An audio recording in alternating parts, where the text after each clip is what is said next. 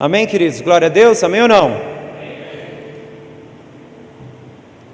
Não sei como é que você enxerga o mundo espiritual, a forma que a estrutura espiritual funciona, mas se a gente pode dizer de uma forma bem simples para a compreensão comum, é que o mundo espiritual se constrói ou se estabelece exatamente como nas histórias antigas a monarquia ou um reino funciona. Existe um rei onde esse rei tem plenos poderes e não há nada que confronte a sua vontade ou suas intenções. Os príncipes, os condes, qualquer outro grupo que tenha algum título dado pela monarquia, não importa quem sejam, eles não têm a mesma autonomia do que o rei, porque o rei, dentro de um reino, ele é visto como um soberano, aquele que tem pleno poder e plena autoridade. E o que significa ser soberano? É que não há ninguém que se equipare ou de alguma forma se assemelhe a você em autoridade, poder e domínio. Todo soberano, ele tem completo poder, autonomia total sobre todos os eventos, e ninguém, não importa quem seja essa pessoa, pode afetá-lo em algum nível. Logo, o soberano, ele faz, por exemplo, uma lei de acordo com aquilo que ele julga ser correto, define aquela lei como uma lei a ser aplicada ao reino, e todas as pessoas são obrigadas a se sujeitar a essa lei. Por quê? Ninguém tem poder de contestação. Tem juiz? Não. Tem alguém que possa discutir isso? Não. Todas as vezes que um rei define algo, ele estabelece a sua vontade e ela já não pode ser revogada. O reino funciona baseado na vontade de um rei, no interesse, na intenção, na predisposição de um rei a alguma coisa. Quando algo deseja ser realizado conforme a vontade de uma pessoa que não é o rei, o que elas fazem? Elas tentam persuadir o rei a fazer a vontade delas, através de mimos, de influências. Eles tentam usar de algum tipo de artifício para conduzir a vontade do rei na direção que irá satisfazer as suas vontades pessoais, porque eles sabem que o que tem poder de fato é o rei, e o que os outros podem fazer é tentar manipulá-lo. Mas se o rei não for manipulável, não puder ser influenciado pela vontade alheia, não há nada a ser feito, a não ser se sujeitar ou tentar depor o rei ou matar o rei, para que outros assumam esse papel, assumam essa posição e governem no seu lugar. O mundo espiritual é exatamente igual, ele funciona amparado na vontade do que é soberano. E quem é soberano? Deus. Ele é soberano sobre a terra. Você já ouviu essa música? Então Deus, ele é soberano. Deus, ele tem plenos poderes e não há ninguém que pode alterar a vontade de Deus. Todos nós nos sujeitamos a essa vontade, porque ela é total, ela é completa. Ninguém tem poder para mudar a opinião de Deus e nem afetar as suas intenções, porque Deus é soberano. Como soberano é Ele que dita as regras, como é soberano Ele que determina as leis, como soberano Ele define o funcionamento das coisas, e o que nós fazemos é nos adaptar a essa vontade e seremos conduzidos de acordo com essas regras. Nós teremos que nos adaptar, não Deus que terá que se adaptar às nossas vontades. Só que tem um problema nesse tipo de pensamento, porque é muito provável que você tenha ouvido e você mesmo tenha recitado um texto conhecido por todos aqui, de que a oração de um justo pode muito em seus efeitos. Ou talvez você tenha ouvido: tudo que você pedir no nome de Jesus será feito, ou tudo que você pedir em nome de Jesus, o Pai o fará. Nós criamos uma ideia de que a oração é uma ferramenta que nos permite mudar a opinião de Deus. E nós nos apropriamos desse recurso e tentamos usá-la como uma ferramenta de satisfação pessoal. Só que aonde está o problema? Está no fato de que a vontade de Deus é imutável. Quando Deus é caracterizado como um ser imutável, onde não há variação e nem sombra, quer dizer que qualquer coisa que eu ou você venhamos a fazer não altera o desígnio de Deus. Não muda o panorama e nem afeta aquilo que Deus quer fazer. O que Deus quer fazer, Ele faz, porque Ele é soberano. Qualquer ação contrária à vontade de Deus é rebelião ou um ato de rebeldia. você se nega a fazer a vontade de Deus e você escolhe um caminho oposto. Você pode? Pode. E você vai ter que conviver com as consequências da sua escolha. Aquele que decide viver ou agir de forma oposta à vontade de um rei, vira um rebelde. E ele terá que conviver com as consequências da sua rebelião. Essas consequências dentro do aspecto da igreja ou do mundo espiritual é a lei da semeadura. Tudo que você planta você colhe, porque Deus não se deixa zombar. Ele te deixa à mercê das suas decisões. Quando você decide viver a vontade dele, são boas sementes. Quando você se opõe à vontade dele, são sementes que você terá que colher e conviver com as consequências, e não há a quem chorar, porque Deus não se deixa manipular, e o seu choro não afeta as emoções de Deus. Chore para Deus, porque Deus vai ficar mais tendencioso às suas vontades. Não faça isso. Chore para Deus como uma expressão de confiança, mas não com a intenção de manipulação, porque Deus não pode ser moldado à nossa vontade. Ele é o soberano. Diferente de um rei qualquer que muda ou faz as coisas em conformidade à sua própria vontade, o nosso Deus, ele faz conforme a vontade dele, só que nós não podemos afetá-lo, diferente de um rei comum, que faz conforme a própria vontade, contudo, pode ser manipulado de acordo com aquilo que a gente oferecer. Dependendo das vontades desse rei humano, você pode conduzi-lo, você pode afetá-lo, você pode direcioná-lo a fazer o que você deseja. Deus não. Deus, ele sempre fará aquilo que ele quer, e não há ninguém capaz de mudar essa opinião. Ninguém. O que a gente talvez, por exemplo, colida com um conceito: pastor, e aquelas teorias da conspiração lá, dá para a gente mudar? Não. Dá para a gente mudar o final dos tempos? Não. Dá para a gente impedir o anticristo de aparecer? Não. Até porque quem quer que o anticristo apareça é Deus, não é o anticristo. É Deus que vai permitir. Então você começa a entender que muito do que a gente constrói como ideia espiritual, ela está atrelada às nossas vontades e não à vontade de Deus. E normalmente isso é produto da ideia de que o homem é capaz de afetar o mundo espiritual com algum artifício. Na feitiçaria a gente faz entregas. No mundo dos crentes a gente faz orações para que Deus seja convencido de fazer a nossa vontade. Só que não funciona. Deus não é comprável. O que você possui que não é de Deus? Nada. Se você for levar em consideração, Deus é dono do ouro e da prata. O seu dinheiro muda o coração de Deus? Não. O seu dinheiro não muda o coração de Deus. Pastor, mas se eu dou dízimo e oferta, Deus não é obrigado a me abençoar? Não. Porque se você dá dízimo e oferta, por exemplo, com um coração comprometido, e a gente vai tratar melhor disso, isso não altera as intenções de Deus. Não, Deus é obrigado a se sujeitar. Não. Deus, ele não se sujeita apenas à lei. Ele tem que ler aquele que move a lei. Se você se apropria da lei com interesses escusos, Deus não vai fazer a sua vontade. Não, ele é obrigado. Ele não é obrigado. O modelo legal do mundo espiritual não é igual ao nosso. Todas as coisas que fizermos vai ser julgado antes a intenção do fazer, e não apenas o ato feito. Então, se eu oro a Deus, suplico, peço as bênçãos, choro, pranteio, sei lá, entro em desespero, não vai mudar nada. Deus, ele vai descobrir o que realmente motiva o meu coração, e aí ele vai descobrir, ou você vai ter que aceitar que a sua motivação não é tão boa assim. Deus, ele não se obriga a cuidar e nem fazer o que você pede, porque ele não se deixa ser manipulado, porque ele é soberano. E o maior problema da soberania de Deus é que ele conhece o nosso coração. Como? Deus, ele conhece tão bem a nós que ele nos conhece mais do que a nós mesmos, ou do que nós mesmos nos conhecemos. Porque às vezes as suas intenções estão camufladas de boas intenções, mas existe muita maldade impregnada, que talvez você não tenha percebido, mas Deus sabe.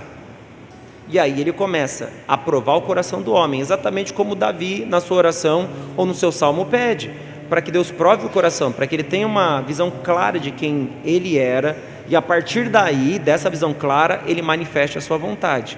A soberania de Deus, ela sempre será completa e muito superior à soberania de qualquer rei da terra, porque ele não apenas governa, como ele conhece o coração de cada súdito e de cada criatura.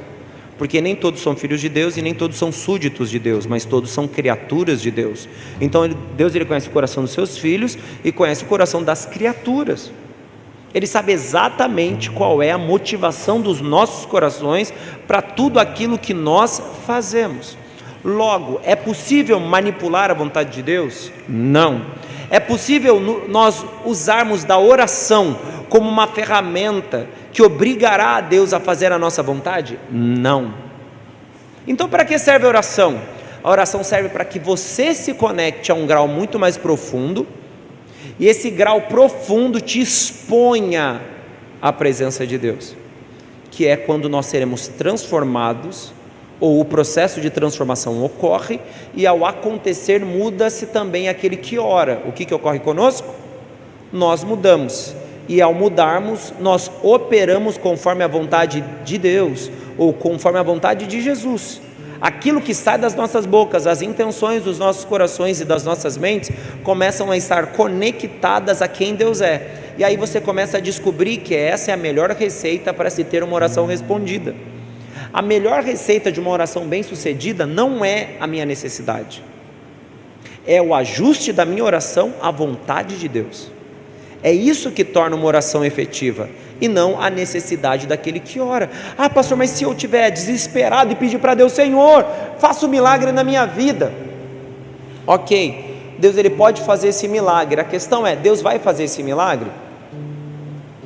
Aí você descobre que nem todas as orações são respondidas, não porque falta poder para Deus, é porque talvez a resposta negativa ou o silêncio de Deus representa uma intervenção de Deus na vida daquele que pediu. Mesmo que a pessoa que esteja sofrendo de algum mal, ou passando por algum período específico, clame muito para que Deus, de alguma forma, mude aquele cenário e o abençoe. Nem sempre teremos cenários mudados, nem sempre as coisas caminharão conforme a nossa vontade, nem sempre teremos as nossas necessidades satisfeitas. Por quê? Porque Deus não é seu servo, somos nós servos de Deus, o que implica a nós reconhecermos a vontade do soberano e nos submetermos a ela, e não o oposto. Por isso que entender a dinâmica da oração a partir do prisma do soberano rei é reconhecer características que talvez não estejam presentes nas nossas orações, ou se estão, foram de alguma forma confundidas, e ao invés de te ajudar a ter uma oração bem sucedida e madura, na verdade te faz ter uma oração ainda imatura e muito semelhante às petições de um bebê, que pede mais pelas necessidades básicas do que de fato como interesse ou desejo de um relacionamento mais profundo. Um bebê pede apenas para que tenha as suas fraldas trocadas e o seu leitinho no momento certo. Uma criança madura procura a atenção dos pais mais pelo relacionamento com o pai e com a mãe do que por aquilo que cada um deles é capaz de lhes dar. Então o cristão, quando começa a amadurecer, ele abandona a ideia imatura e caminha para uma ideia madura. Parte desse abandono do período imaturo do só pedir ocorre por quê? Porque ele percebe que nem todas as suas orações são respondidas, e ele começa a desbravar um outro cenário do mundo espiritual, que é o relacionamento com Deus, que a gente tratou no culto da semana passada, que ocorre dentro dessa atmosfera sobrenatural, e ela tem como chave de linguagem a oração do justo, ou oração de um homem de Deus, de uma mulher de Deus, que não será rejeitada, porque Deus não rejeita corações quebrantados. Pastor, mas um coração quebrantado não é uma pessoa triste? Não, um coração quebrantado é uma pessoa submissa, sujeita, que reconhece a superioridade do Senhor e vê nesse Senhor aquele que é capaz de saciar todas as suas necessidades. Não é apenas porque eu preciso de algo, eu sou quebrantado, ou eu me ponho submisso porque eu reconheço que apenas Deus pode suprir todas as minhas necessidades, e a primeira delas é Ele, e depois tudo aquilo que Ele pode me dar. Estão comigo? Estão entendendo? Amém ou não? Então, se eu entendo esse conceito, o que me leva a perceber parte das nossas orações que se baseiam na ideia de que nós podemos falar e orar e as coisas vão acontecer, residem na mente de um homem de Deus e de uma mulher de Deus que foi conduzido através de um conceito triunfalista e determinista da oração. O que é o triunfalismo e o determinismo? Triunfalismo é: crente bom é apenas crente que deu certo, ficou rico, ficou noivo de uma mulher, uns degraus acima, assim, tipo o caso do nosso irmão ali, se deu bem, arranjou uma mulher de Deus, uma mulher bonita. Então quer dizer que o Rafa é um homem de Deus? Não.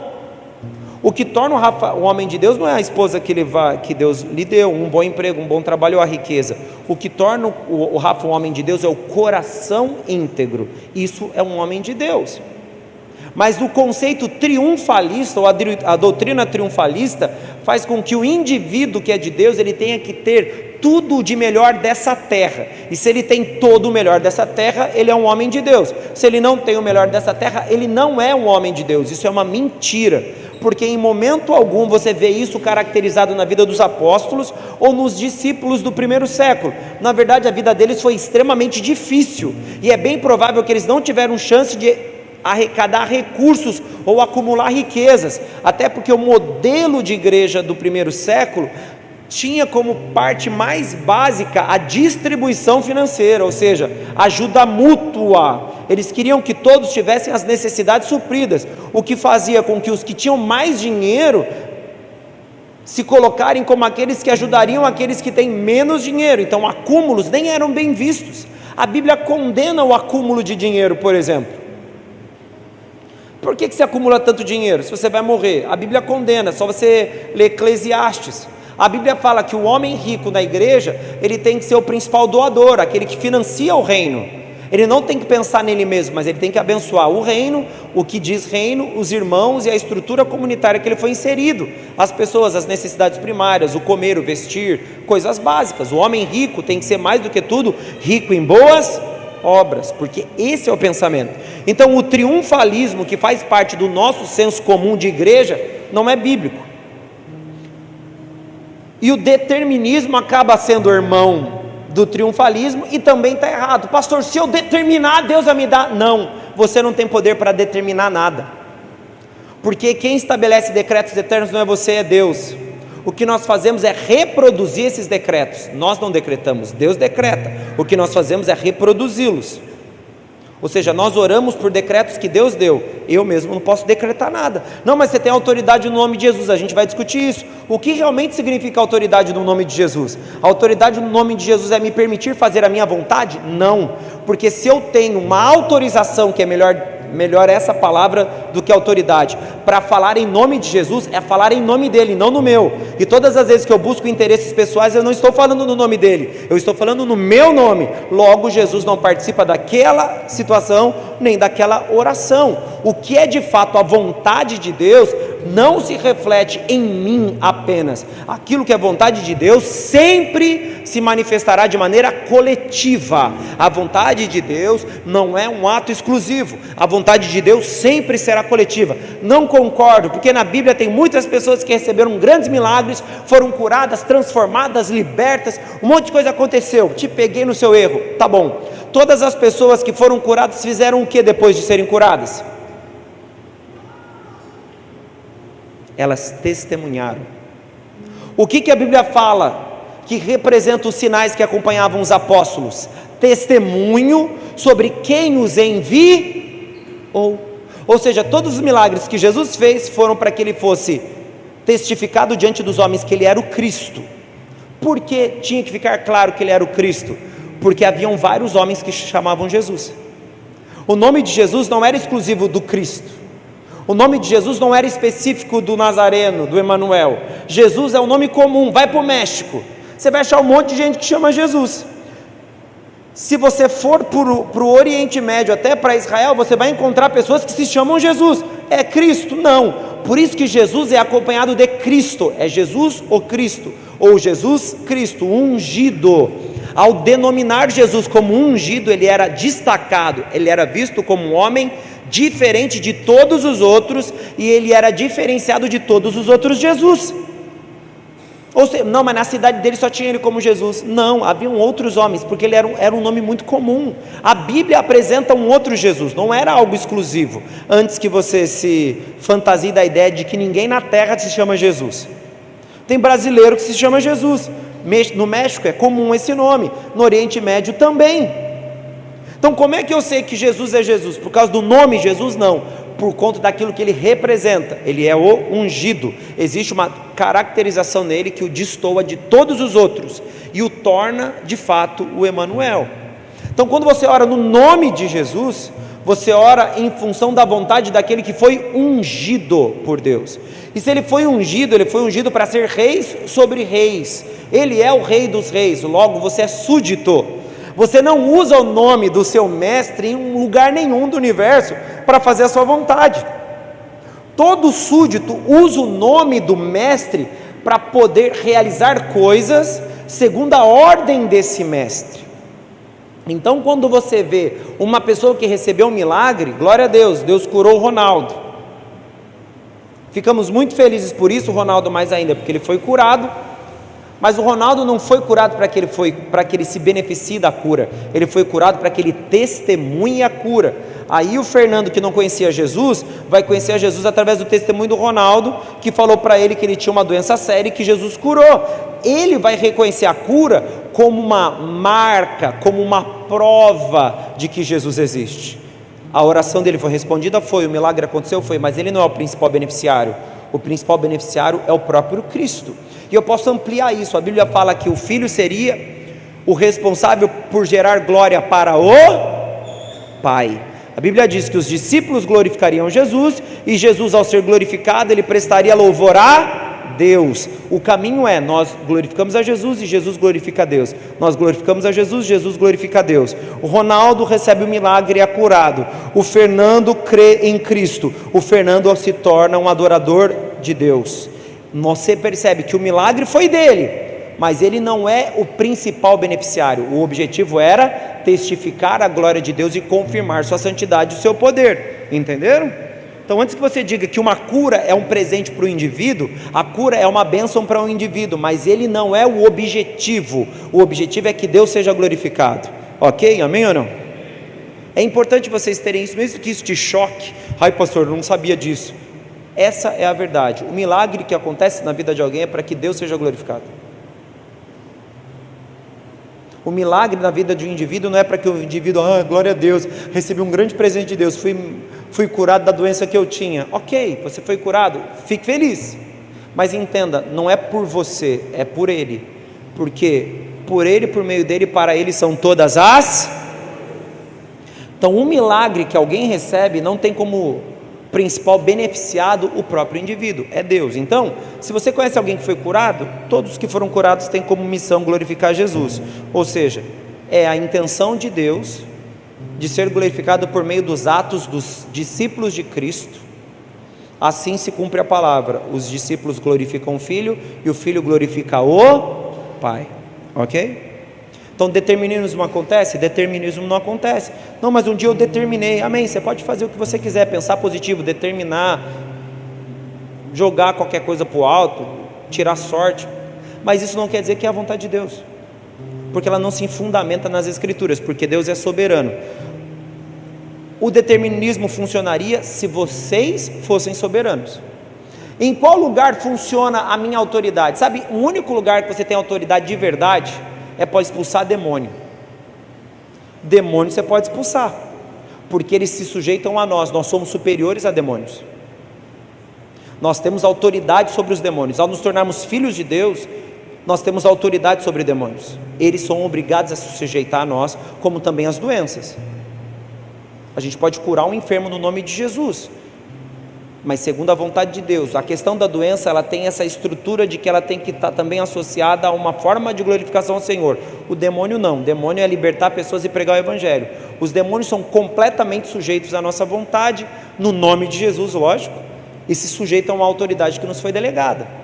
Por quê? Porque eles se submetem, eles são inferiores a nós na estrutura de governo. Como também uma doença de origem maligna espiritual, ela pode ser curada e expulsa no nome de Jesus. Funciona exatamente como um demônio.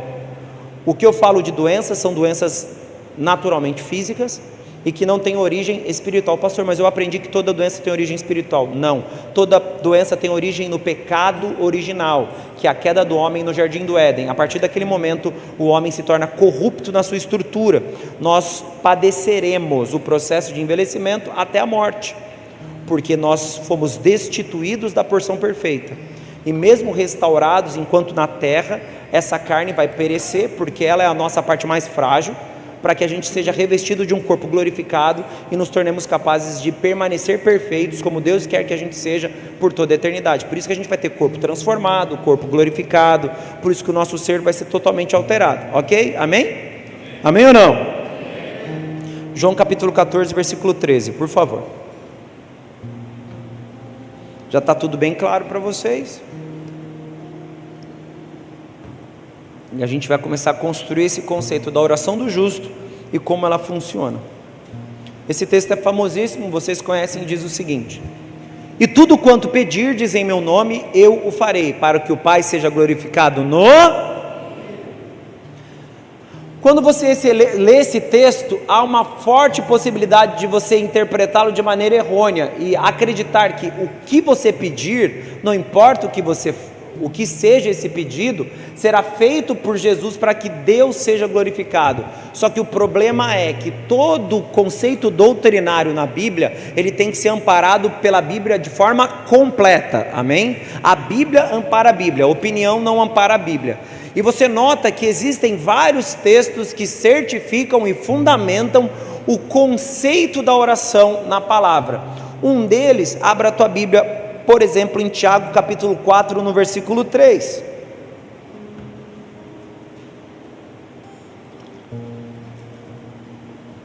Diz assim, ó: pedis e não recebeis, porque pedis para o gastardes em vossos... Pastor, me ajuda então a entender isso. Eu vou te ajudar, talvez gerando um ponto de interrogação na sua cabeça. Pastor, todas as vezes que eu oro, eu tenho que falar no nome de Jesus? E a minha resposta é não. Não? Eu não tenho que fazer toda a minha oração falar Jesus, Jesus, para ver se Deus acredita em mim? Não. Quando o texto que a gente leu em João diz que tudo que pedirmos em nome dele não é de forma literal, você tem que entender que o que Deus sonda não são os seus lábios, amém? Rápido exemplo, está lá Samuel, vamos ungir o rei. Quem que é o próximo rei? Tem uns caras fortes, aí cai um cara fraco, no Ivan. Ele é o Davi da história. Tinha um monte de gente melhor que ele, mas Deus escolheu Davi não por conta daquilo que ele aparenta ser. Deus escolheu Davi por aquilo que tem dentro dele e que está oculto aos olhos de Samuel. E aí tem aquela célebre frase que Deus diz a Samuel: eu não vejo como o homem vê. O homem vê o exterior, mas eu sondo o interior, o coração. Pastor, mas o que quer dizer isso? É simples. O Deus que impede a oração de um egoísta de se tornar realidade, ele não ouviu se o egoísta falou em nome de Jesus ou não. O que Deus fez foi sondar o coração daquele que ora e descobrir a verdadeira motivação daquele coração. A oração não é um sistema confuso de palavras ou de linguagem. A oração é um gesto muito simples que todos nós fazemos entre nós, que é de diálogo. É uma ação de diálogo, é conversar. O uso do nome de Jesus é comum para nós, para deixar claro que aquele momento é um momento de oração, ou que o que nós estamos fazendo é um ato religioso, mas na prática Deus não ouve se você usa o nome de Jesus. O que Deus descobre é que o seu pedido tem que ter uma motivação verdadeira, e Ele busca essa motivação. Quando Jesus fala, tudo o que pedirdes em meu nome, é o mesmo que Ele dissesse, tudo que vocês pedirem com a minha motivação, eu vou fazer, para que o Pai seja glorificado. Ele sempre vai atrelar a nossa oração a Ele, como verdadeira motivação. Nós oramos porque Ele nos impele a orar, Ele nos move a orar, Ele nos leva a falar. A oração do justo não é apenas o desejo de um homem bom em pedir coisas para Deus. A oração de um justo é o ato de um homem justificado por Deus, que deseja fazer a vontade de Deus e manifestar essa vontade. Por isso ele ora se movendo conforme as intenções do Senhor e não as suas próprias intenções. Estão me entendendo, amém ou não? Ok? Então aqui você percebe que apesar de Jesus no primeiro texto falar que Ele vai fazer todas as nossas vontades, o texto de Tiago diz que todas as vezes que alguém pede algo para o Senhor, movido por um coração comprometido, corrompido, Ele não vai responder. Por quê? Porque Ele ouviu a voz da pessoa que orou? Não, Ele sondou o coração daquele que ora, porque uma oração entre eu e Deus não é a expressão dos meus lábios, mas o fruto do meu coração, ou a manifestação do meu inteiro.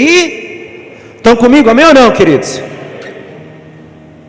Então, se eu entendo esse conceito, eu começo a reconstruir. A oração de um justo não é o produto dos lábios de alguém que eu acho correto. A oração de um justo são as palavras sinceras de um coração quebrantado, que busca se sujeitar à vontade de Deus, para que ela se manifeste por meio da sua vida. É uma oração que encontra no próprio Cristo o centro de todas as coisas. E é interessante dizer que o texto de Tiago é um texto comunitário. Ele retrata ou apresenta regras e padrões comunitários, ou seja, como deveria se organizar aquela igreja. E ele inclui desde ações diretas como ações espirituais. Então você percebe que ninguém que ora a Deus ora por si, ele ora sempre através de uma perspectiva coletiva. Uma oração não deve ser apenas a esperança de alguém de ter as suas vontades e necessidades satisfeitas. A oração de um indivíduo deve sempre estar atrelada ao benefício coletivo e não individual, para que ela realmente se enquadre aos padrões de Deus, amém? Porque senão é apenas o desejo egoísta de alguém que quer um pouco de facilidades na vida e acredita que pode inclinar o coração do rei a seu favor. Ninguém constrange Deus, nem com palavras bonitas e nem com lágrimas. O que realmente atrai a atenção de Deus é um coração quebrantado, porque essas pessoas Ele não ignora, porque Ele sabe que existe honestidade, verdade nas palavras que são proferidas. Então, se eu busco entender a construção de uma oração que realmente é eficaz, eu tenho que começar a reconstruir primeiro quem eu sou, para que depois eu me aproprie da oração do justo. Porque se eu for usar o conceito de justo como base para a explicação definitiva, o justo é um indivíduo que foi justificado, logo, por si só, ele não é justo, amém? Vocês estão entendendo, queridos? O justo, vou usar o Ronaldo de novo. Ronaldo é um cara legal, e eu fiz um negócio com o Ronaldo. Eu vou comprar a Bíblia, o celular do Ronaldo. O Ronaldo é um homem justo, então ele cobrou de mim um preço justo, nem mais e nem menos do que vale aquele celular.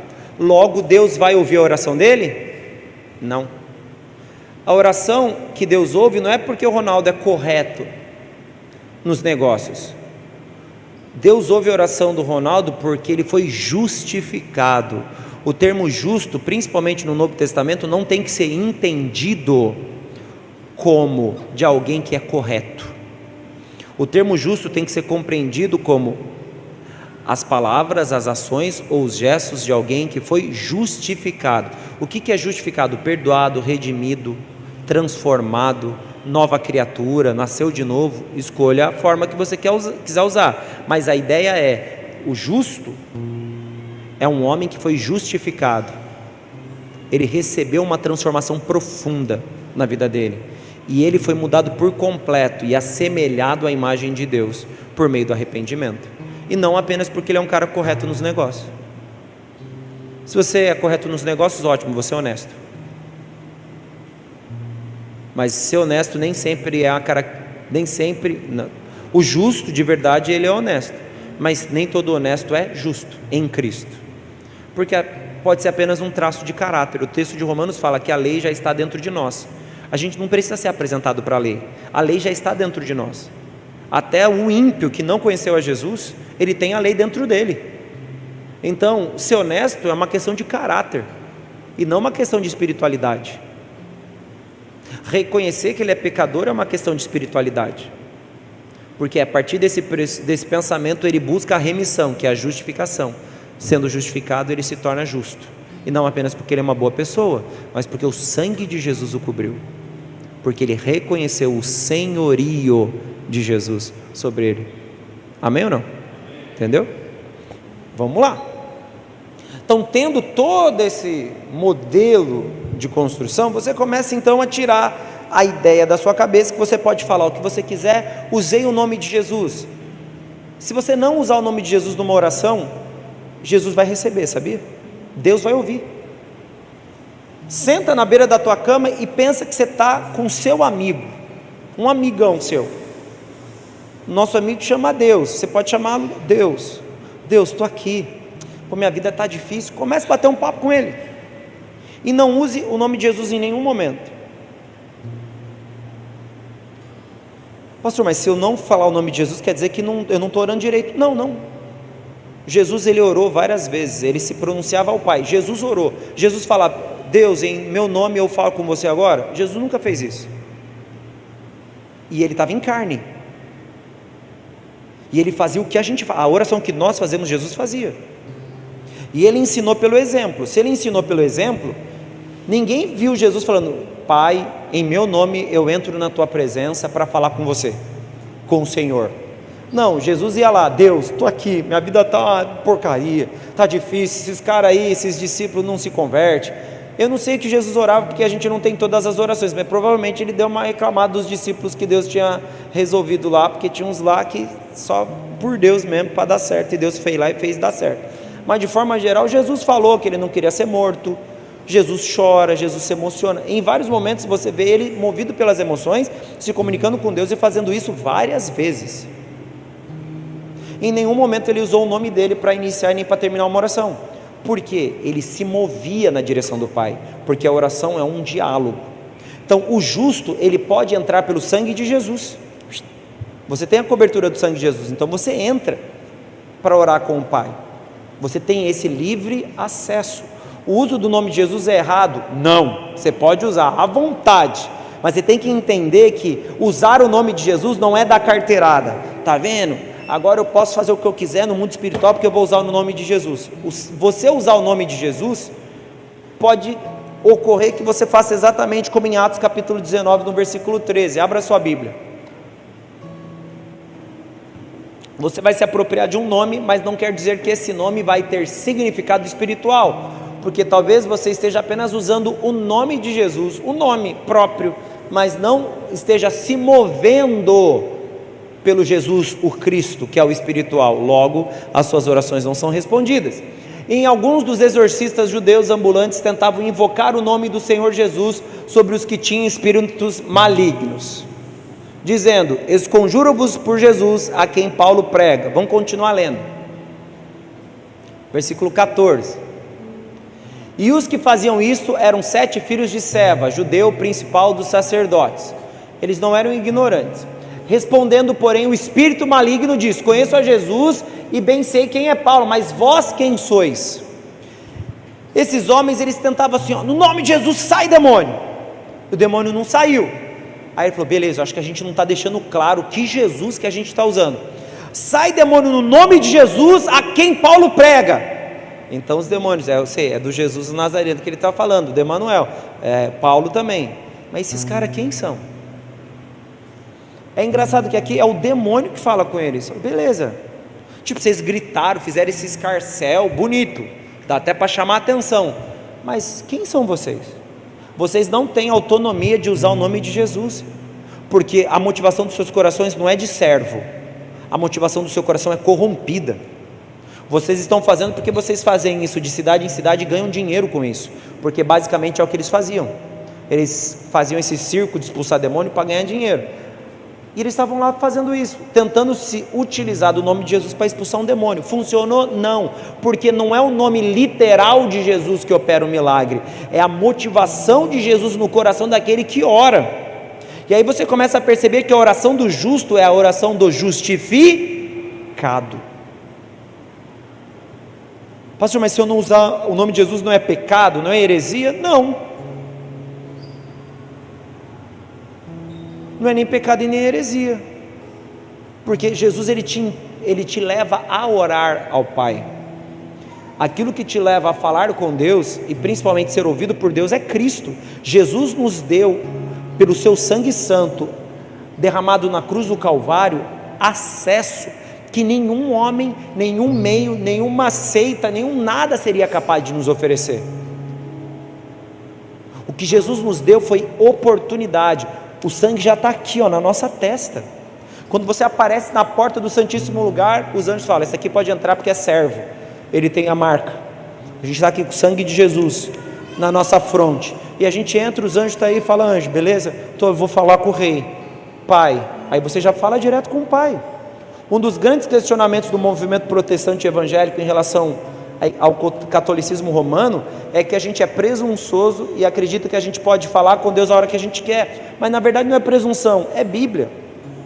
A gente pode, a gente não precisa de intermediário, a gente não tem que pedir para ninguém, para santo nenhum. Jesus nos deu isso, o acesso de nos conectarmos ao Pai como filhos. Recebemos o espírito de adoção. Então, quando eu entendo a minha oração do justo como um ato e uma expressão, mais do que o uso de uma palavra, eu entendo que orar como um justo é viver como Cristo me chamou a viver, e a partir desse pensamento eu sou visto pelo próprio Deus como justo, ou justificado por Jesus, porque senão eu vou sofrer igual esses homens. Versículo 16, nem o demônio falou: não te conheço. E aí o que aconteceu com eles? E saltando neles o homem que tinha o espírito maligno, e assenhorando-se dele, tipo, quebrou eles na porrada, pôde mais do que eles, de tal maneira que nus e feridos fugiram daquela casa. Eles usaram no nome de Jesus, tentaram garantir que eram Jesus, para deixar claro,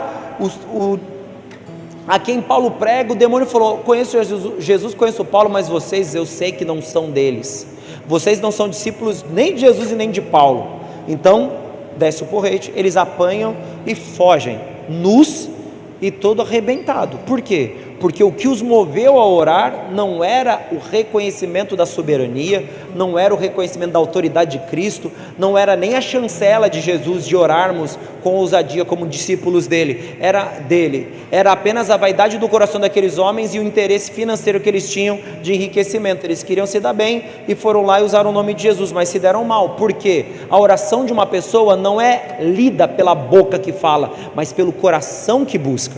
As suas orações nunca serão consideradas por aquilo que sai dos teus lábios, mas sempre serão analisadas de forma completa por aquilo que surge do teu interior. Se o seu coração oposto, se a sua oração é o ato mais egoísta que você tem para fazer na sua vida, não perca o seu tempo tentando convencer a Deus, não faz ato profético, não acende de vela, não faz nada, porque Deus não vai receber essa oração. Deus, ele só recebe orações que são levadas em submissão à vontade de Cristo, do ungido, do Messias. Jesus não recebe oração, Jesus não realiza, o Pai não realiza orações feitas pelos nossos lábios. Mas eu sou justo, você não é justo, entende isso? Eu vou na igreja, tá bom, parabéns, você vem na igreja, fico feliz, é uma chance que você tem de aprender, mas isso não te torna justo. O que te torna justo é sujeição, submissão, entrega, subordinação das suas vontades, mortificação da sua carne, abandono total dos seus interesses. O que te torna servo e capacita as suas orações de serem efetivas.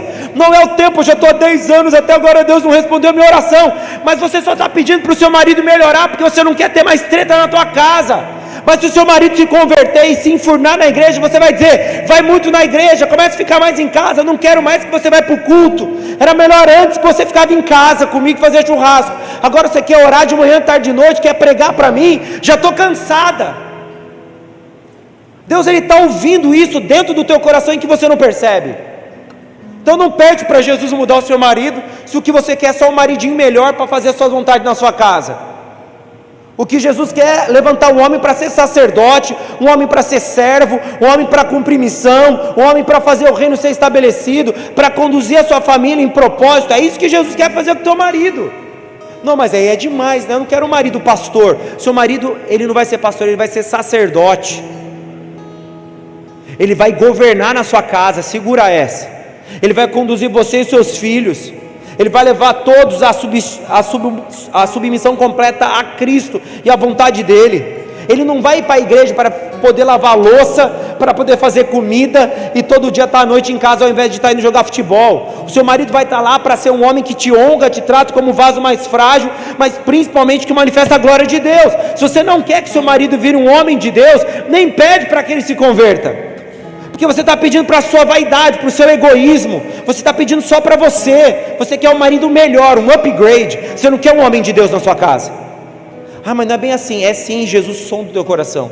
Não, mas eu estou orando há 10 anos, pastor. Eu sofri tanto, ele já deu muito trabalho para mim. Você só não quer trabalho.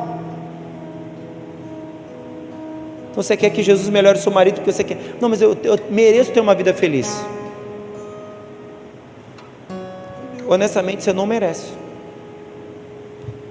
Nem eu mereço. Se a gente for definir a felicidade por meio dos pecados que a gente comete e pela condição caída que a gente tem, a gente merece o inferno. Ninguém merece felicidade aqui.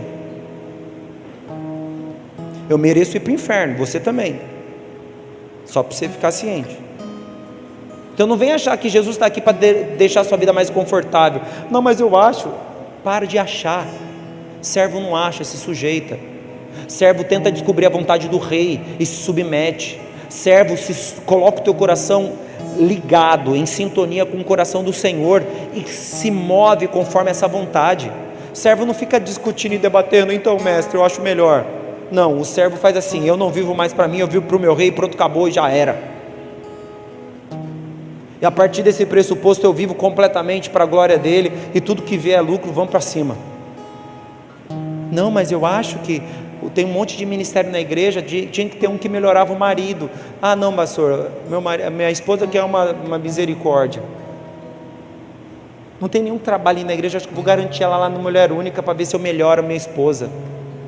Tá bom, por que você quer uma mulher sábia na tua casa? Se você não vai acreditar em nada que ela disser, ela vai tentar abençoar a sua vida, você vai mandar ela calar a boca, ela vai orar por você e falar: por que você está perdendo seu tempo? Não vai acontecer nada nessa casa. Para que você quer que sua mulher vire uma mulher de Deus?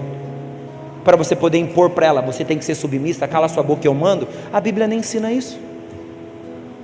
Se você quer que a sua mulher seja uma mulher sábia, a partir dessa ideia ela edifica a casa. Edificar a casa é ter opinião, edificar a casa é participar do processo, edificar a casa é abençoar, interferir, dar opinião, ajudar, falar: amor, vai com calma, você está errado. Não, ela não tem direito de falar que eu estou errado. Ela é sábia, a sabedoria dá a capacidade dela ler coisas. Não, ela é sábia para fazer a minha vontade. Não existe sabedoria, isso aí é escravidão. Entendeu? Aí você pede para Deus melhorar a sua mulher, daí Deus melhora, você faz o quê? Você fala que não foi o que Deus não era o que você queria que Deus tivesse feito. Eu queria uma mulher de Deus, não queria uma mulher com opinião. Filhão, que princesa do reino de Deus é uma porta tapada? Nenhuma. As mulheres do reino aqui é para cima, é sabedoria, é unção, é várias paradas. Não é umas portas sem opinião, que você abre e fecha na hora que você quer e manda ela calar a boquinha e ficar na cama te esperando. Hora errada, depois não sabe porque a mulher não melhora, porque você viaja. Estou ficando bravo já. Era só para ser uma pregação de oração.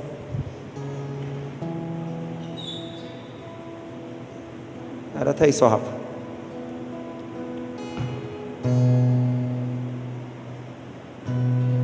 Quando eu começo a perceber isso, eu começo a entender a dinâmica. Vocês estão entendendo a dinâmica, querido? Amém ou não?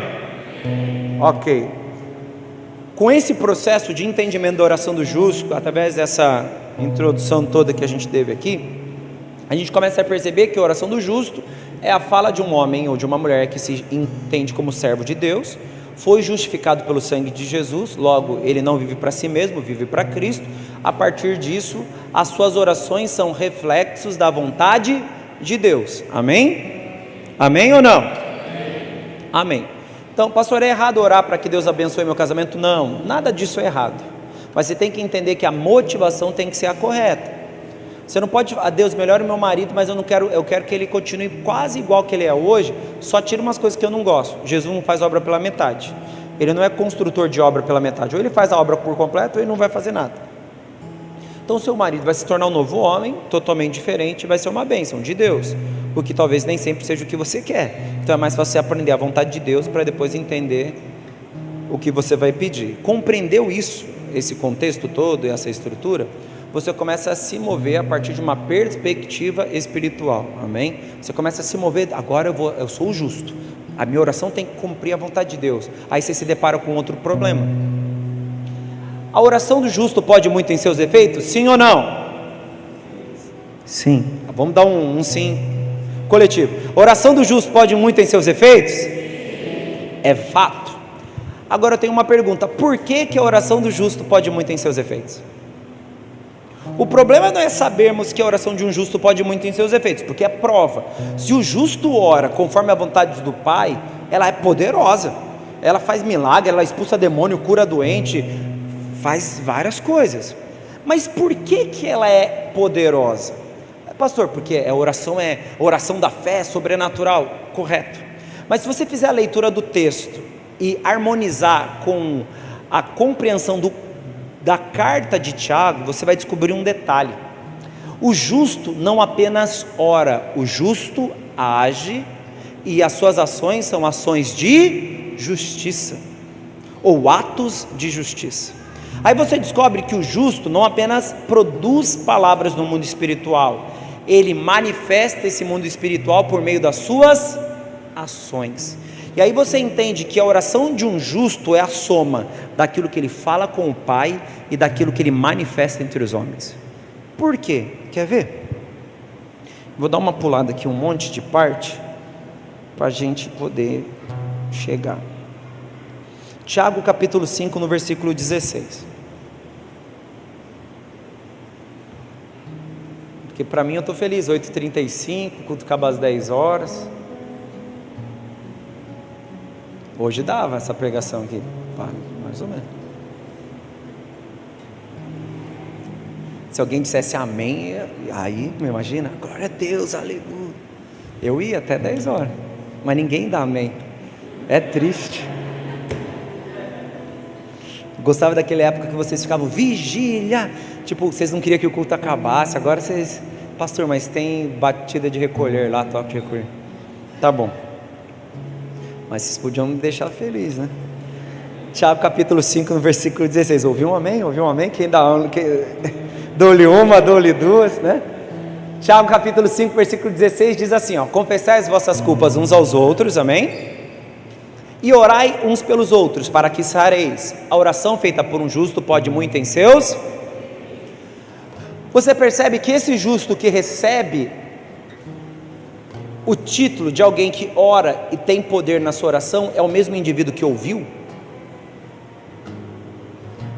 Confesse os seus pecados uns aos outros e orem um pelos outros. O indivíduo que fez essa oração,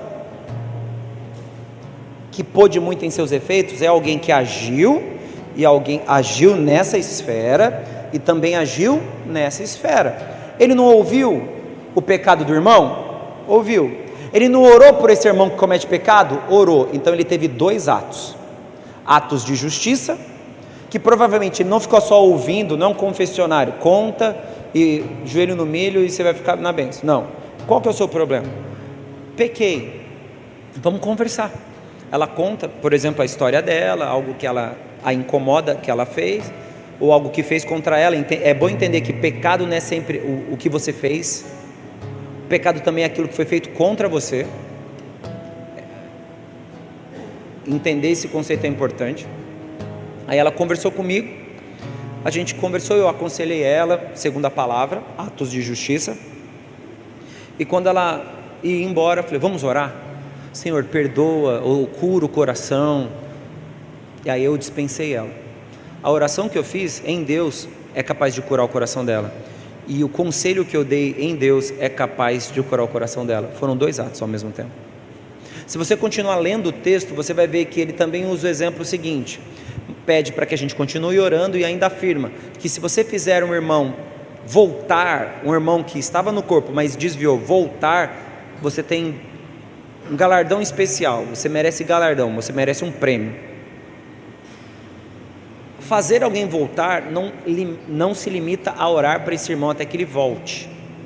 Também diz respeito a ações que podem ser adotadas para que esse irmão retorne.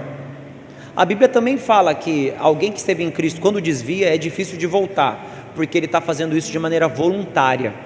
Ele está abdicando de toda a verdade que ele conheceu, e ele ignora Jesus e desiste de Cristo.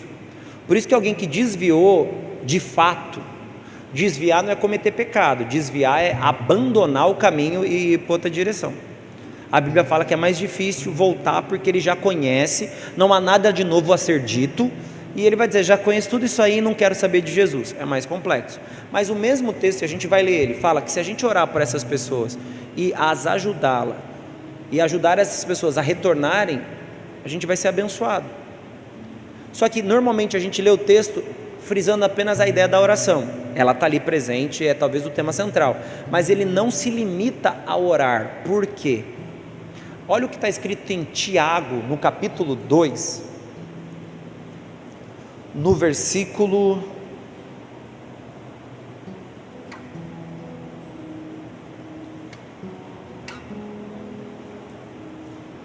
15 e 17, 15 até o 17, a gente citou esse texto na quarta-feira, é a mesma lógica, está dentro da mesma carta. E se um irmão ou irmã estiverem nus, passando necessidade, e tiverem falta de mantimento cotidiano, e algum de vós lhes disser, ide em paz é o que? O judeu não fala assim, vai em paz. Dentro da estrutura judaica, o ir em paz é que o Jeová Shalom te console, que Deus te console, é uma oração, é uma bênção.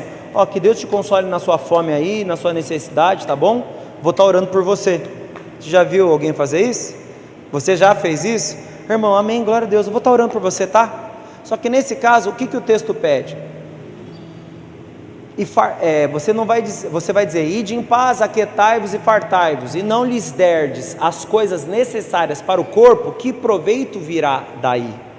Ele diz que não adianta você abençoar a vida de alguém dizendo, vai dar tudo certo, se a pessoa está passando fome e você não fizer nada para ela. Depois o texto diz assim também é a fé, se não tiver as obras, é morta em si mesmo.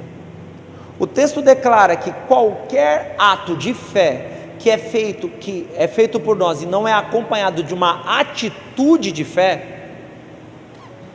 obras de justiça, na verdade, uma anula a outra. Quando você vê esse texto de Tiago, no capítulo 5, que a gente leu, que fala que a oração de um justo pode muito em seus efeitos, ali você enxerga o ato de justiça, que é ouvir e aconselhar, e a oração do justo, que pode muito em seus efeitos. No restante do verso, em capítulo 5,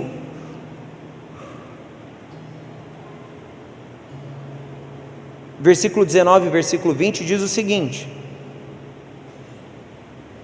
irmão, se algum dentre vós se tem desviado da verdade e alguém o converter, saiba que aquele que fizer converter do erro do seu caminho um pecador, salvará da morte uma alma e cobrirá uma multidão de...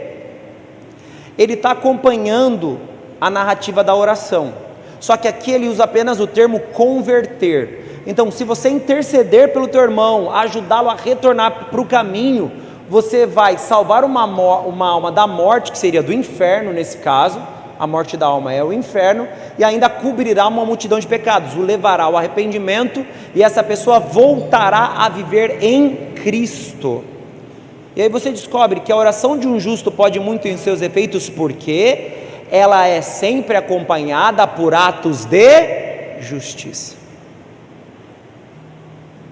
Logo, a oração do justo é também o compromisso do justo em ser a resposta daquilo que ele pede.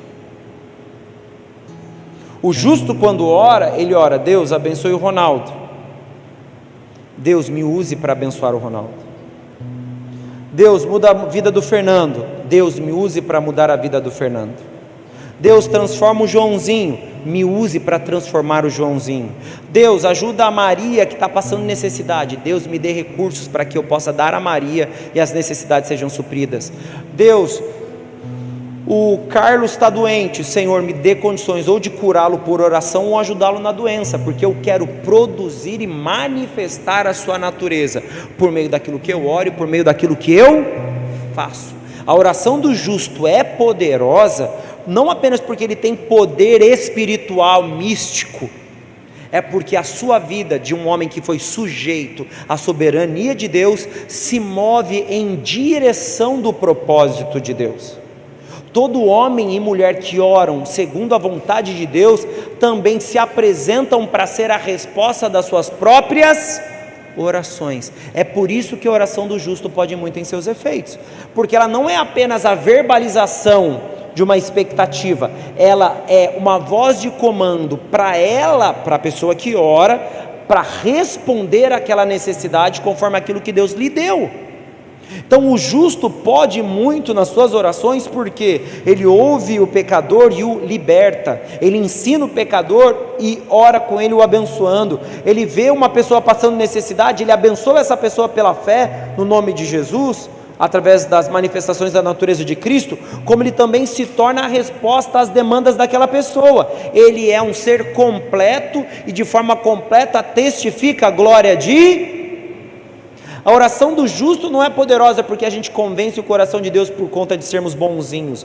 A oração do justo é poderosa porque o justo busca em Deus a resposta e se apresenta como resposta às indagações que ele mesmo fez. Eu passo pela praça aqui e vejo a Praça da Bíblia. Em Caraguá tem morro de não sei o que lá, tem praia com não sei o que, mas a Praça da Bíblia não é só nossa, dos crentes. Nesse ponto eu já fico meio incomodado, porque a gente tinha que ter um marco histórico e cultural, porque o elemento mais histórico e cultural para os cristãos protestantes é a Bíblia. Por conta da reforma protestante, as 95 teses de Lutero, tudo isso é muito valioso para os crentes. A gente não tem um marco cultural e espiritual nessa cidade. Todos os segmentos religiosos têm, menos a gente, um lugar exclusivo. A gente tem que mudar esse contexto, mas tem a Praça da Bíblia. A Praça da Bíblia barra Praça da Memória da Catástrofe de Caraguá. Mas enfim, agora eu posso falar tudo. Não tem mais. Amém, né? Aí vai ficar bravo, não tem problema. Aí a gente não tem. A gente não tem, mas eu não vou reclamar disso. Não para você. Aí eu passo ali e vejo um negócio de anarquia lá na parede do marco lá da catástrofe. Beleza, Senhor. Eu não mandei matar, não falei para o Senhor exterminar ninguém lá, tipo, cai um raio nos caras que picharam. Não fiz isso. Falei, misericórdia, fiquei indignado no meu coração. Eu andei mais 2 quarteirões, daí eu falei, lindona, a gente vai adotar essa praça aí, já mandei na hora. Ô Hugo, vê para mim lá os documentos para adotar a praça. Por quê? A indignação do meu coração em relação a ver aquele lugar que é um marco para nós, pichado, não pode ser apenas a indignação de um homem que discorda de algo. O verdadeiro indignado se move como resposta das suas próprias indignações. Essa é a oração do justo. Um justo, quando se indigna, ele se move por fé e se torna a resposta da indignação.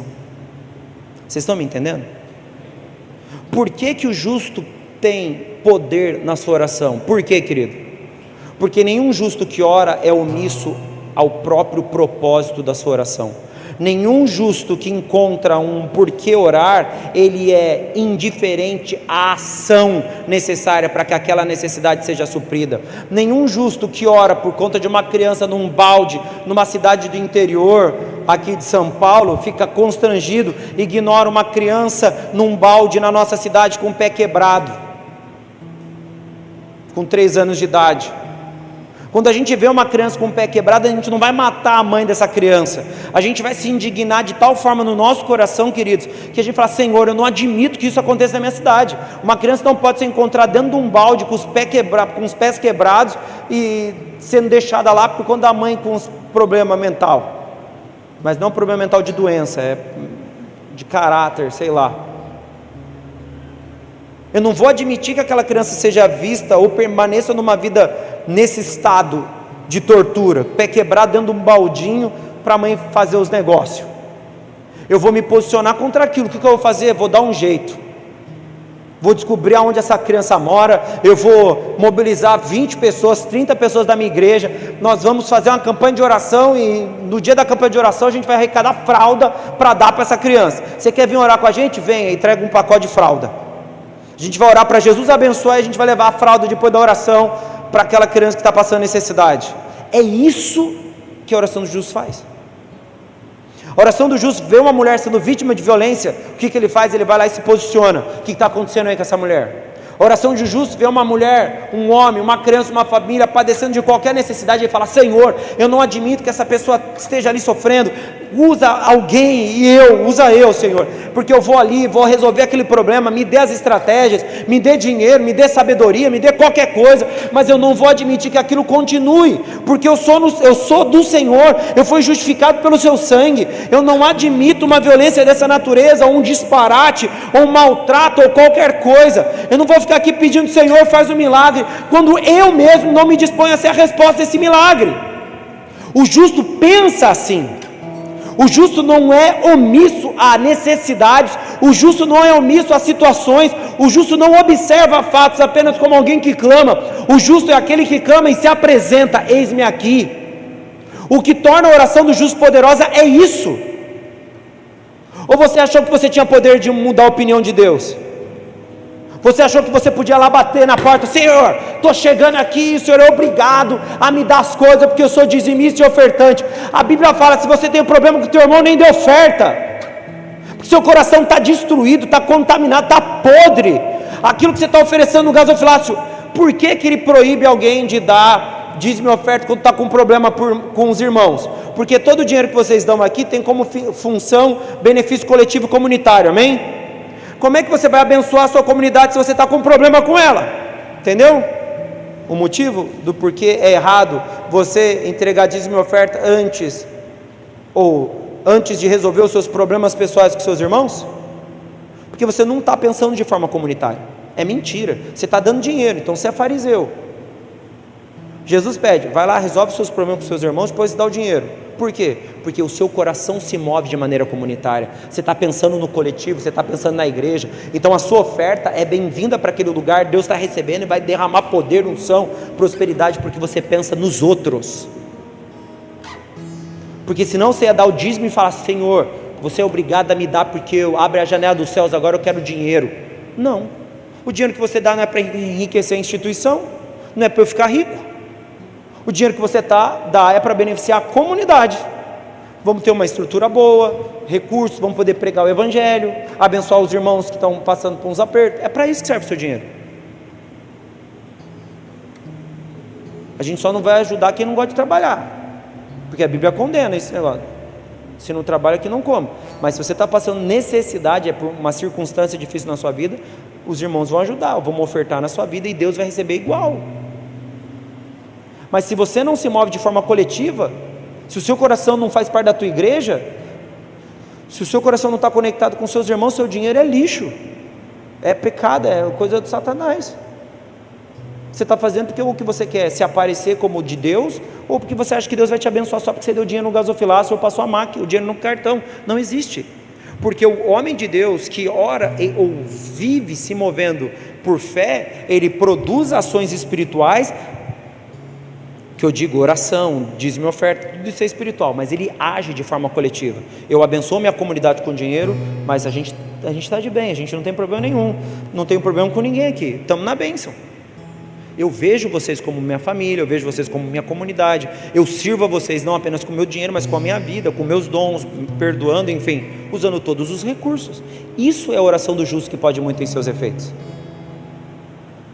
Se a gente se limitar à oração de justo apenas o poder de prodígios e maravilhas, que é um dom, a gente vai ter problema, porque nem todo mundo aqui vai orar por pessoas e vão ser curadas, nem todos aqui vão ver braço esticar, joelho voltar no lugar, o cego ver, nem todos vão viver isso. Então a sua oração não é justa? Não, ela é justa. Porque se você ora pelo irmão que está com necessidade de dar uma cesta básica para ele ao mesmo tempo, glória a Deus, você é um justo que ora e Deus já usou você e já respondeu. Ó o milagre. Deus abençoe o Ronaldo que está passando necessidade. Ronaldo, toma a cesta básica, porque na hora que eu orei por você, eu fui lá e comprei no mercado e toma aqui a cesta. Você ora e ainda responde a oração e o milagre acontece. Acabou. Isso deveria ser a nossa natureza. Essa é a oração do justo. Vocês estão me entendendo? Amém ou não? Porque a gente mistifica a oração. Vamos mistificar. Vamos virar a igreja do esoterismo. Só que não, o evangelho é prático. Ele é uma manifestação vertical, é uma revelação vertical através de uma manifestação horizontal. A glória vem sobre nós e se manifesta entre nós. Ela vem sobre e se manifesta entre. Eu oro por você e Deus já me usa, seja para dar um conselho, se eu não posso te ajudar quando é necessidade financeira, encaminhar, falar com um irmão, com o outro, e dar os pulos. Isso deveria ser a oração do justo, amém ou não? Porque se você acha que você tem poder para mudar a opinião de Deus, querido, esquece, Ele é soberano. Henrique VI, o rei da Inglaterra que estabeleceu o anglicanismo, foi, né? Foi o sexto ou oitavo? Eu não lembro. Sexto. Oitavo? Henrique VIII? Não tenho na memória. Ele estava com um problema com o Papa, porque até então o catolicismo romano, ele dominava sobre os reis. Era uma escada que afirmava a posição dos reis. O que ele faz? Ele quer casar com a mulher, não pode, porque ele já era casado com outra, a religião católica não permitia, a igreja católica, então eu vou me separar e vou criar minha igreja. Ele só fez isso porque queria casar com uma mulher, que ele não podia casar. Soberanos fazem isso. Ele mete o pé e fala, eu sou a lei. Não tem juiz no reino, tem os delegados que são estabelecidos pelo rei para fazer a vontade do rei. Eles vão lá e administram como se fossem juízes. Mas ninguém vai ter um superior tribunal. Não tem rei, é rei, não tem superior nada. Eu sou o superior de todo mundo. Deus é o superior de todo mundo. A sua opinião vai inclinar o coração de Deus? Ah, pastor, mas existem provas. Um homem que pediu mais anos de vida. Se você entender a soberania como aquele que motiva o nosso coração a algo, não foi ele que orou, foi Deus que o levou a fazer aquilo. Porque todo servo reconhece a soberania e todo rebelde rompe com essa soberania. Se somos conscientes que Deus é Senhor, nós somos sujeitos ao seu senhorio. E se nós somos sujeitos ao seu senhorio, o que nós falamos e o que nós vivemos são correlatos. Eu sou justo, você é justo? Espero que seja. Só você pode dizer isso. Então não faça apenas da sua justiça um ato de oração. Transforme a sua justiça em um ato de justiça. Aí você vai entender por que a sua oração não pode ser parada por ninguém. Porque Deus não apenas te encoraja a romper no mundo espiritual e encontrar nele as respostas, como Ele te pede para se mover nessa terra, rompendo com as estruturas humanas e quebrando sofismas, quebrando conceitos e abrindo horizontes aonde apenas um homem e uma mulher cheio de Deus seria capaz de atuar. Porque o justo, ele não apenas fala sobre justiça, ele vive a justiça que ele fala. E é isso que muda o horizonte ao nosso redor. Eu vi aquela praça e nós vamos dar um jeito de adotar ela. E nós vamos fazer um culto flame por mês, já vai estar resolvido, vai ser lá. Eu vou comprar um equipamento que falta, a gente vai montar a estrutura. Um culto do flame no mês vai ser lá na Praça da Bíblia. A gente fazer, não vai ser aqui na igreja, vai ser lá. Campo aberto. A gente adotou, a gente tem que ter algum tipo de alguma coisa que a gente possa fazer com aquele lugar. A gente vai fazer um culto, que é da Bíblia, melhor lugar para fazer, vamos fazer lá. Uma vez por mês, pronto. Levar som, levar o equipamento, fazer um culto por mês. Aí os outros irmãos vão poder fazer, que outros irmãos façam. Cada dia vai ter alguém fazendo um culto, glória a Deus. Agora tem sentido ter um lugar, um marco histórico, espiritual para a nossa cidade, dos crentes. Vamos pintar, deixar bonitinho. Eu conheço o homem que criou o modelo lá, fez a planta, eu trouxe ele aqui na igreja. Ele é da Sociedade Bíblica do Brasil, um senhorzinho bem idoso.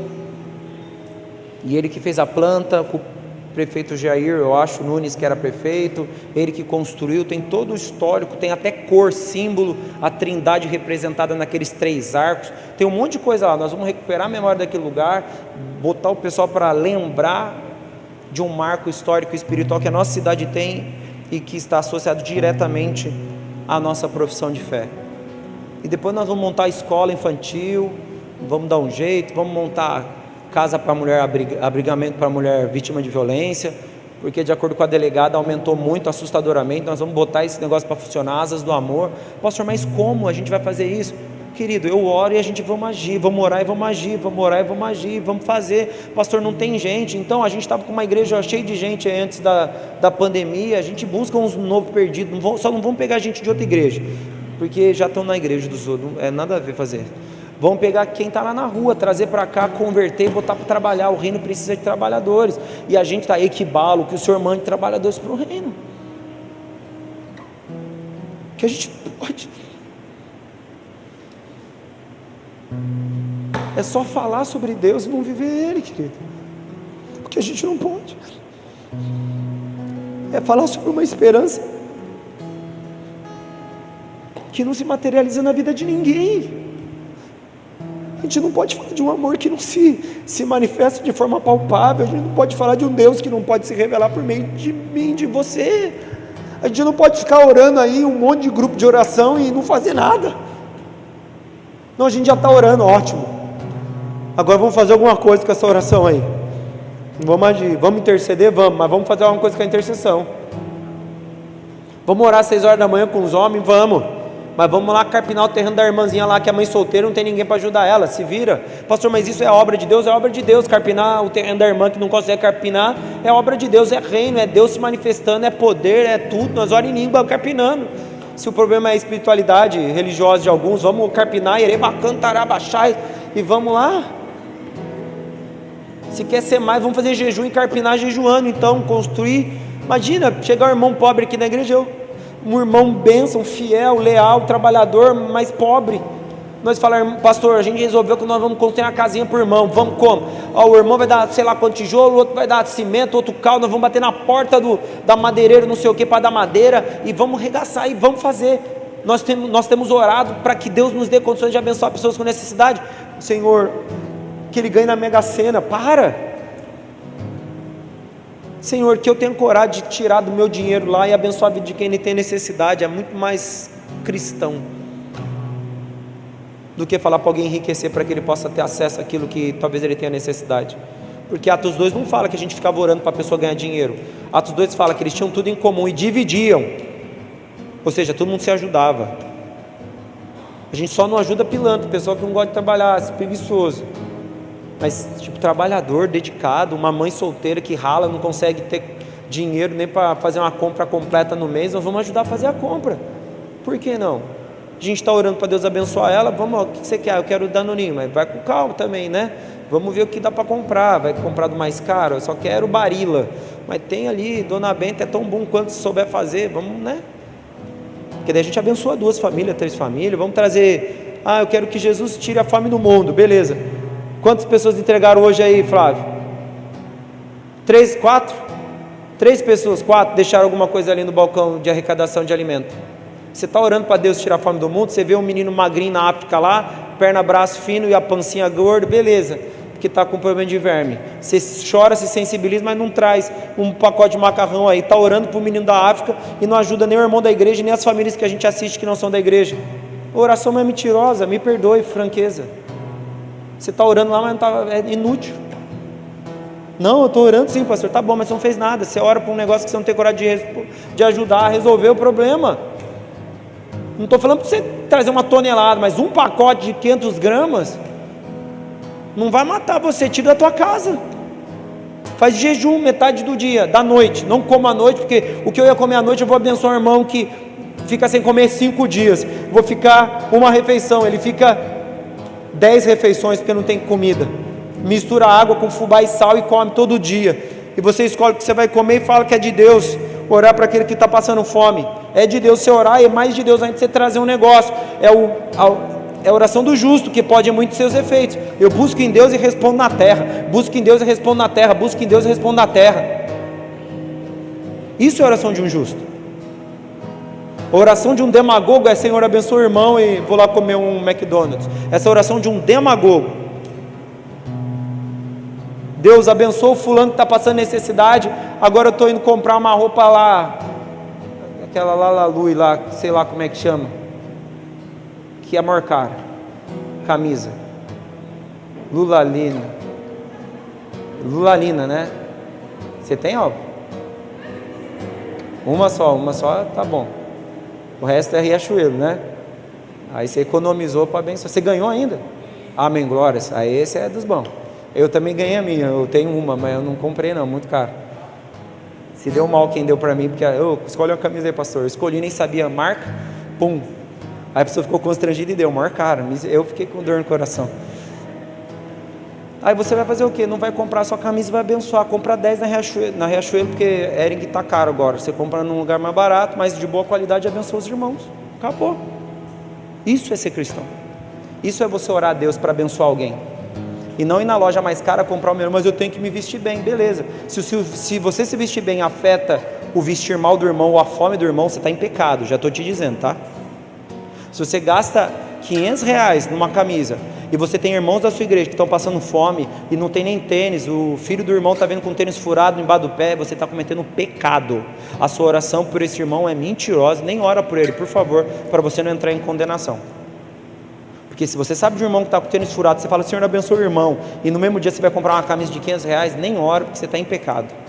Não estou não, está sim. Aquele que sabe o bem e não faz, comete pecado. Você está em pecado. Só para responder teologicamente, para não dizer que eu estou inventando. Vocês entenderam o que é a oração do justo? A gente está nessa série de pregações de oração. Vocês entenderam? Vocês querem que eu deixe vocês mais chateados, tristes, frustrados? Tem mais um monte de argumento aqui.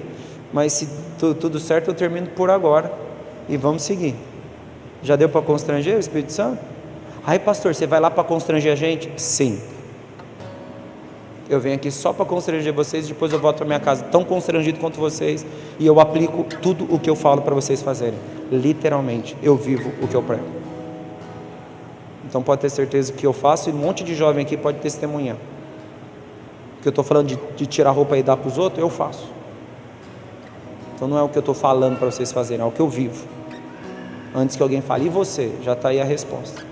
Amém? Vamos orar pelas necessidades da nossa cidade, amém ou não? E vamos nos posicionar para ser a resposta das necessidades, amém ou não?